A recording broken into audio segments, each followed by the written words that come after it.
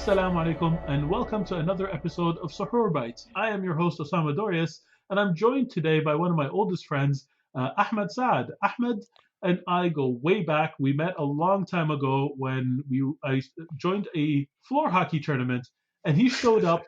I and do he showed remember up that. yeah, we didn't know each other. He joined our team. Uh, He scored our only goal of the tournament, which meant that we were not last place that tournament. I My think I friends was are not. goalie or something too, no? No, no, not that No. tournament. You were goalie another time. You're mixing up the turn. The first time I met you, you scored our only goal. Right, right, right. Ahmed is also my first mentor in the industry. He helped Oh, me yes. create my portfolio that allowed me to get a job in the gaming industry. Ahmed, how about you Hmm. tell us a little bit about yourself? Yeah, Assalamu alaikum. Yeah, I've been working in game design for a while. I think I started at Game Loft back in 2004. And from then progressed. I worked on, I think my biggest project I worked on was Thief 4.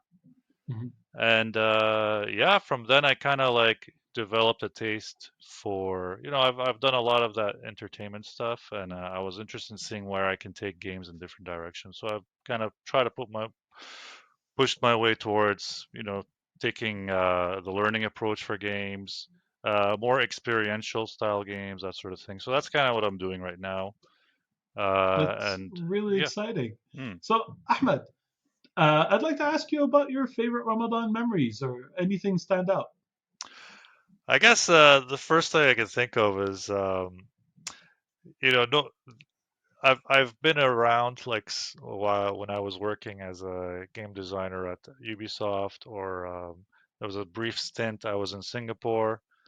So I've had iftar in different countries, and it's always just initially it was always me and my wife. When we first got married, we moved to Singapore. We stayed there for 3 months, and we lived Ramadan there. Hmm. And the biggest thing I remember is that the time, um, how here in Canada, like the time varies. Like Yes. Ramadan in winter, Ramadan in summer is like two different worlds. One Oh you're yeah. eating like really early, one eating like maybe at 10 o'clock. Singapore is like always constant, the same time, It's because they're 6:30, near I the think. equator, right? There's Yeah, that's not right. that much of Yeah, a yeah. delta. Yeah. So there was that, but at the same time, I mean, we went and we were only there for 3 months, so we didn't know that many people. So we tried to go explore the city during Ramadan, see how it is. And I remember there was like they had a street, which is kind of like their Islamic street. It's called Arab Street. It's not very Arab, to be honest, but it's just like there is a mosque. There's a big mosque there, and I do remember like they had in front of the mosque. It's like this big road, and there's shops all on the sides of the road.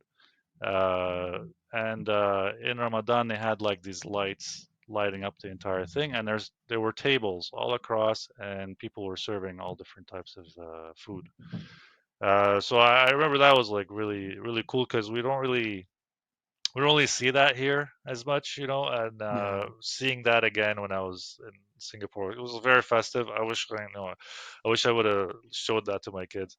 So I remember that was really cool, and What kind of foods do they have? the Yeah. food was weird, honestly.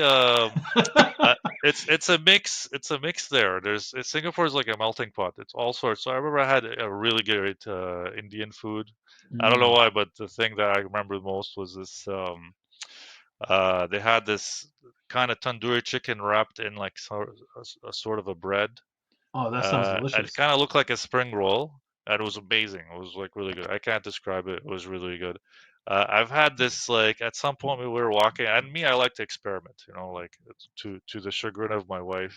Sometimes I see something, and I'm like, I have to try this. And I remember in front of the mosque they had this like juice stand. It was like this red juice. I'm like, I gotta try this. It must be amazing. I get it, and it was this weird, sour, bitter juice that I did not understand why they made it. So that was a weird, like, my wife's like, why? Why do you have to? I'm like, I have to try. I'm sorry. Of course you have to try So it. How will yeah, you know? exactly. So there was that.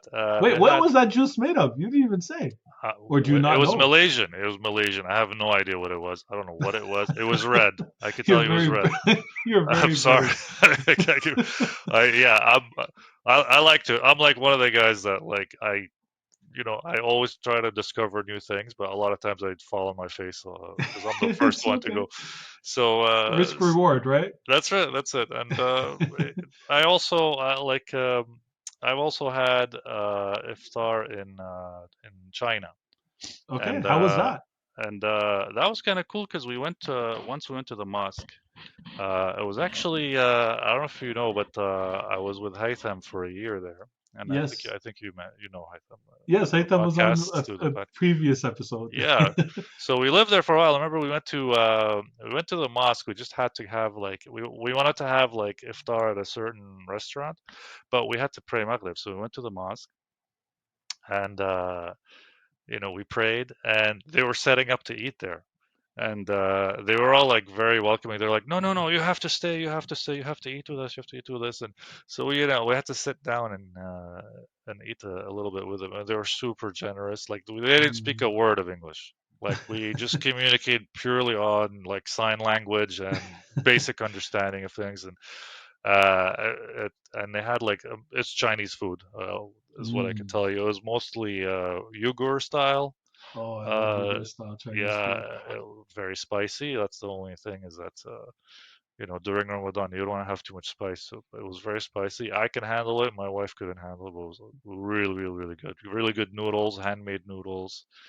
Um, That uh, sounds so delicious. and I gotta find a especially way to have iftar in China now. yeah, especially the one thing they have is that pepper. They have this pepper that numbs your tongue. It's weird. Like it's like a weird sensation. Like you lose a little bit of The a feeling. feeling, but there's that flavor to it that's really amazing.